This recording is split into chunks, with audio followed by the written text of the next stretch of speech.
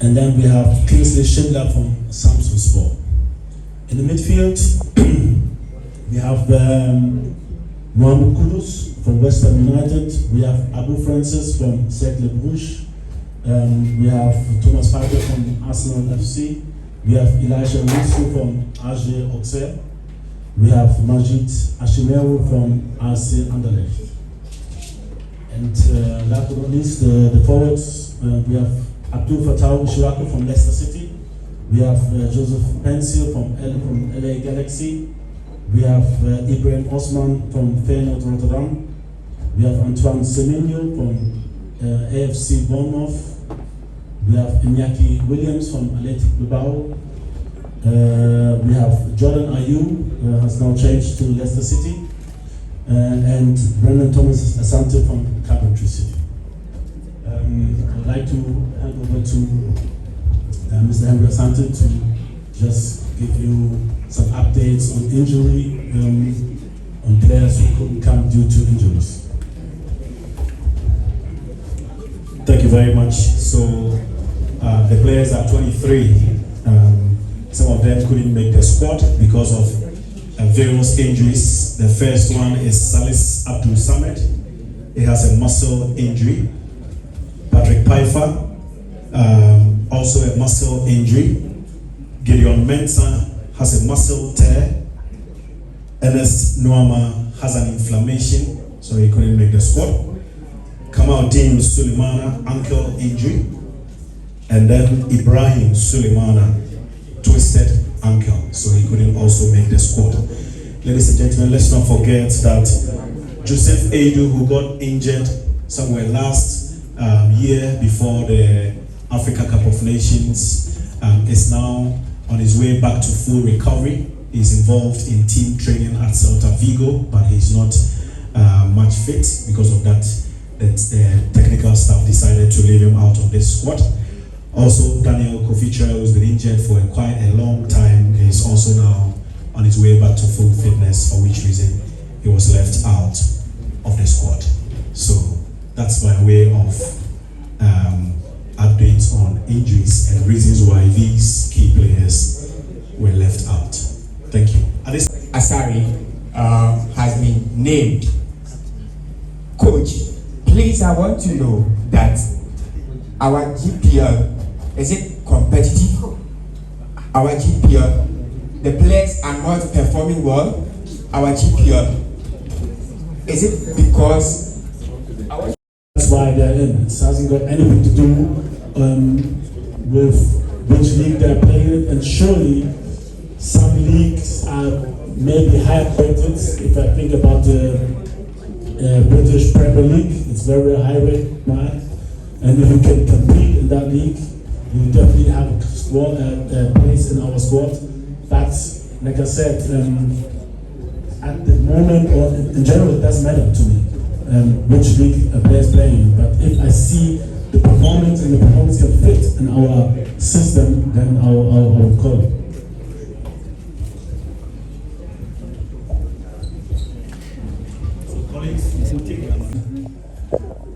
First of all, to congratulate you for the good job you're doing, especially in the area of identification of players who are in form, especially. Congratulations. My question is goes to Henry. Henry, you gave update on players who are injured and why, or players who are perceived to be black star players but they are not in the squad. But we didn't hear the name of some of our most established veterans, quote unquote, or experienced players like our Captain Fantastic, Rami Morgan Dede Ayew, and someone like Daniel Amati. We need to have updates on them because every successful team also thrives on experience. Thank you. All right.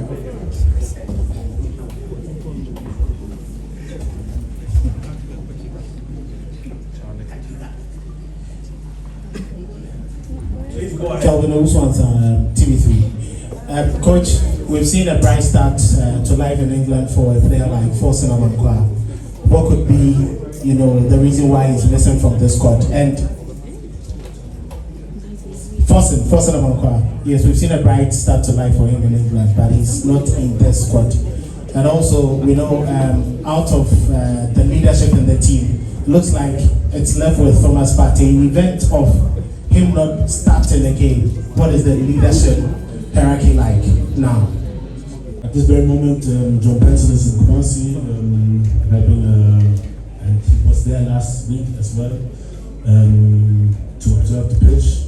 To be honest, it is concerning because the way we want to play, we need a good pitch, to be honest. But you know, at the moment there are internal discussions how we can do better. That there will be no discussions about the pitch. We want our players to be happy, to make everything possible to do their best on the pitch, and therefore we have to do a little bit better. I think we're much more better to prepare the pitch as best as possible. And I think as a FA in general, and all the people who are involved in the pitch preparation, but also in the maintenance of the pitch, we have to, we are in discussions at the moment even to discuss things, how to prepare things better. And I know it's difficult. It's difficult because of the weather. It's difficult because there are a lot of events happening and a lot of games, and we don't have this capacity of stadiums in Ghana. But we have to, in long term, we have to improve the facilities. We have to improve the possibilities to play in several or more stadiums. And we want to be more seen in each part of the country, and therefore we have to better the infrastructure in general. And this is one of our biggest aims. And with this, I think it will bring more quality on the pitch when we want to play, and to bring back, more quality in the games football. Yeah, I think I don't want to repeat myself, so there was a question about Andre, and I think you said yourself that you were happy that we organized a brilliant squad, and also we look at the actual performance, and like I said the last time, we have to look a little bit further. We have to look to the next AFCON, but also if God permits, if we might qualify for the World Cup, also for that. So we're looking 1, 2, 3 years ahead, and we have to build a squad for that. And I don't want to repeat myself, and I said it the last time, the reasons why we choose some maybe younger players or some other players to come into the squad, and we're building up, and I think we did quite well the last time, even though it was very tough. And I know the next games are even going to be tougher because everybody expects us to win. It's going to be tough, and we might also get some knockbacks, but this is the way it is in football, and we're looking a little bit longer. We're looking for long-term development, and that's why we decided also last time not to invite Andre. And Daniel Partey, yeah, it's a bit of the same. I don't know if you watch. Do you know when we played last time? Maybe to one of your questions. If you're actually asking this kind of question in particular, you should know when he played for his club last time. Okay, coach. My problem is, I know Lawrence Ati-Zigi, no doubt. Whether he concedes or he doesn't concede, he's our number one goalkeeper. Joseph Wolocott, if not for one way or the other, or a reason, he should have even been the number one, but my problem is with Frederick Asare. I've seen Kofi Kyere of Samates and Daniel Afaju of Insua. They've been playing consistently in the Champions League and the CAF confederations. And if you look at their records, they've kept clean sheets. And I know Frederick Asare is playing in the preseason and ceremonial matches. So if someone were to be merit for the national call-up, certainly not Frederick Asare. Or is it because Protocol fans are very loud, so you want to keep them sharp. That is why we call you. That's my question.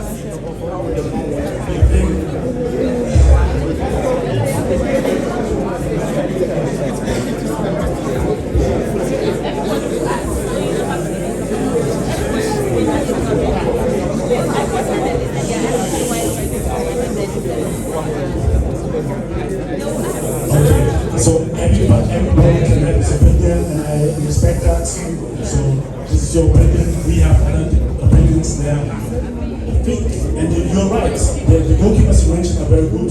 There's also Benjamin Asari. I think he also did very well. So we are talking about all the players, all the goalkeepers, and also the one we caught.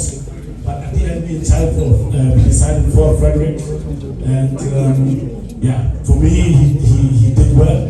The games he played, he had an injury, and when he came to our training, it was really, really impressive the way he trained, the way he. Coach, please, sorry for the interruption. You said he did well at where? As I'm the protocol. At our training, like I said. Like I said, at our training, but also at Kotoko, and all the goalkeepers, sometimes I know they make mistakes, but we are looking for a long-term performance and development. And I think he's a very, very talented goalkeeper. He did extremely well. Can we please reduce the memory for him to answer the questions? He did, like I said, he did extremely well at the last call-up. And I don't know, were you in Kumasi the last time? Yes, I was there. He was there? Okay. Maybe the next time we can discuss things with the goalkeeper department, because the way you see him, like very, very bad, I don't see it like that. And but maybe you have your reasons. But to be honest, he was really, really good. And then what was extremely as well was his support of the pitch. And this is sometimes something we're looking also for. We're looking for a very, very good team culture. And he did extremely well in supporting the players and the other goalkeepers. And at the moment we have a very good culture. We wouldn't like to break it.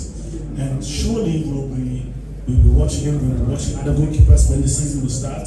And then we'll take our decisions. But I think he has a bright future. He's a very good talent, and he did very well. And like I said, if you have a different opinion, it's okay. I respect that. But we have other opinion at the moment. Okay, so I don't. To be honest, I don't like the terms you're using, because the last time I said I would never close the door, never, on any player. And I said it, and I'll say it again. The door is always open. It comes with performance, and if I'm convinced, I can bring a player back. For you, it's no problem. At the moment, this is the status, and I would never kick out a player. Like I said, I try always to be respectful with the players, and even those who are not being called, I call them myself to talk about it and tell them the reason why. So the word or the term kick out, I don't think we should use it. But like I said, this is the actual status. We are in contact with all the players, and the door is never closed, never. Because if the performance is outrageous, surely we will want the best players to play the game. Okay? And the game, but so my assistant coach Joseph Laumann is in contact with him. I think he did well. He didn't play too much, too long in the last part of the season, but now I think he's doing really well, and we have a close eye on him. And our decision was that he will be on standby this time, but maybe he will come next time. I don't know. We'll see.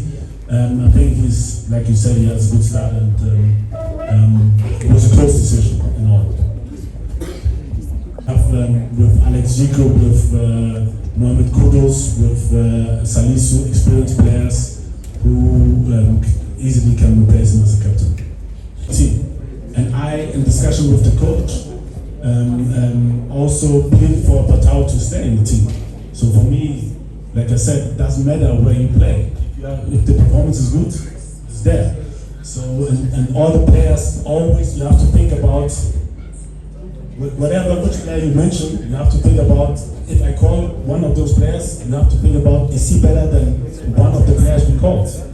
You know, so this is the question, not like why you leave them out. You know, and I know that if I would bring them, you would ask me of one of those players who are on the squad, why are they left out?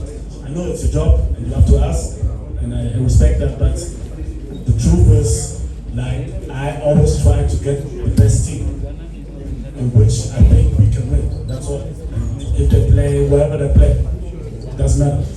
Name so many players, and we can talk the whole night about players and reason. And I talk to the players, like those players who are left out. I talk to them. I think it's an internal talk. When I talk to Osman Bukari, I explain things to them, and that's the job of the coach. And I know you would ask me now if, let's say, Djiku would be in and Joseph Pencil would not be in. You would ask me about Joseph Pencil, you know. So I know this is your job, but there's nothing I can do. I have to decide, and I think these are the players which I think are best. And I think the personal conversation between me and the players, I would never, I said the last time, I would never bring it out in public. You know, if the player decides to do so, it's on them, but I wouldn't do that. And it's a private conversation, and I try to give you an explanation about how we think and what we want to do, and about what our decision is. And like I said, we have to think a little bit more long term, and that's why maybe some decisions are very, very hard. And I like all the players, and there's no problem with me or any player who's not called.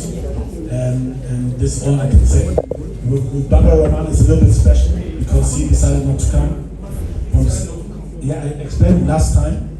Last time I explained it, and so we were talking about bullying and whatsoever, and I apply also in the media to not insult players, because players have families, players have friends, and it affects a whole lot of things, and people are jumping on these things.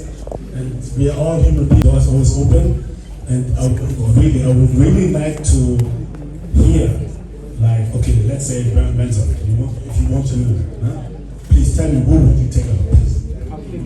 I don't know. Tell me who he thinks is better than one of the players we have. So it's very, very difficult, and we are observing all the players. Like I said, for me, it's all about quality, and it's all about performance. But I know there are some decisions which are very, very close. And if players are performing, we have to compare those players, and also if it fits to a playing style and whatsoever. It's very, very difficult. But at the end, I can just call 23, sometimes even more players, if we have some doubts here and there.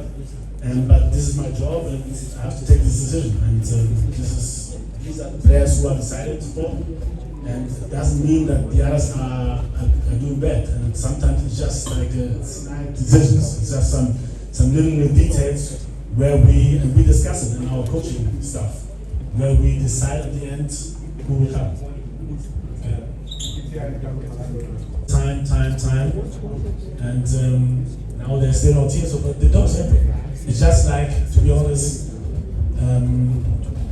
I think players who want to join the national team should come quite early to get familiar with me, with the team, with their players, with Ghana and such, and not before tournament. This one, I think, this is the only point where I say doors closed. If somebody comes, maybe just before the World Cup, I want to join the team, this is not possible. I think it won't be fair. But before that, they have my number, I called them, I texted them several times, so they're always ready. Popular known as Precursor of Auto FM. Coach, my question is very simple. The hope of Ghanaians is to be at the Mundial 2026. Do you believe, in as much as we are thinking about AFCON, a lot of Ghanaians are thinking we join AFCON, that is in the World Cup. Do you believe that you are the right man per your technical and your tactical ability to take Ghana to the next World Cup?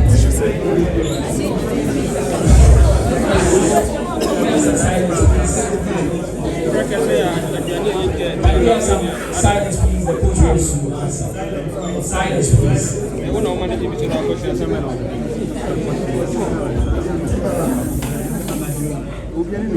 So it's for me it will be a big mistake, and this is a mistake a lot of people in general are making, to take too many steps at the time where they should take it one step after another. And it's very, very important that we focus on the next coming game. And for me, I'm not thinking at the World Cup at the moment, to be honest. We just spoke to Angola. We have to beat them. It will be very, very difficult. They have a strong squad. And it will be a big, big, big mistake to think about anything else in my position, but also for the players. So I'm really sorry, but for me, we have to stay one step after another. We have to qualify for the AFCON first. And this is my aim at the moment. And for this, we have to have a good start against Angola. And this is what I'm thinking at the moment and nothing else. Sorry. To start arriving this weekend. They've got matches on Saturday and Sunday. Those who play on Saturday will arrive on Sunday. Those who play on Sunday will arrive on Monday. Hopefully we shall have a full house Monday evening. The team will travel to Kumasi on Tuesday, September 3rd.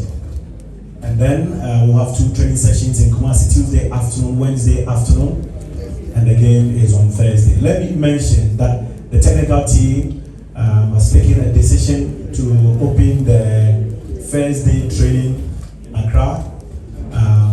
At 5 p.m. on Monday, the training will be open to the media and the public.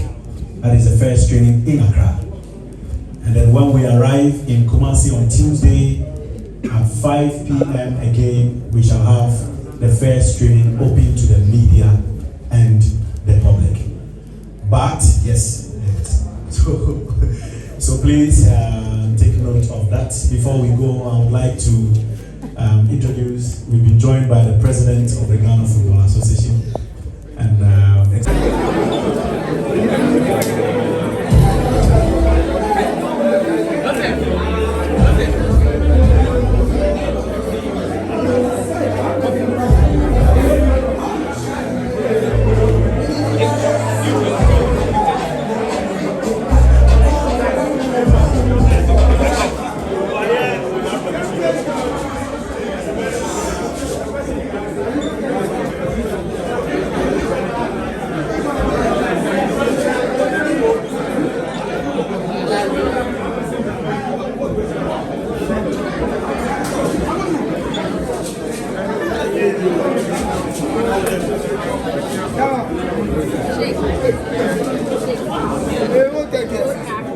Shake.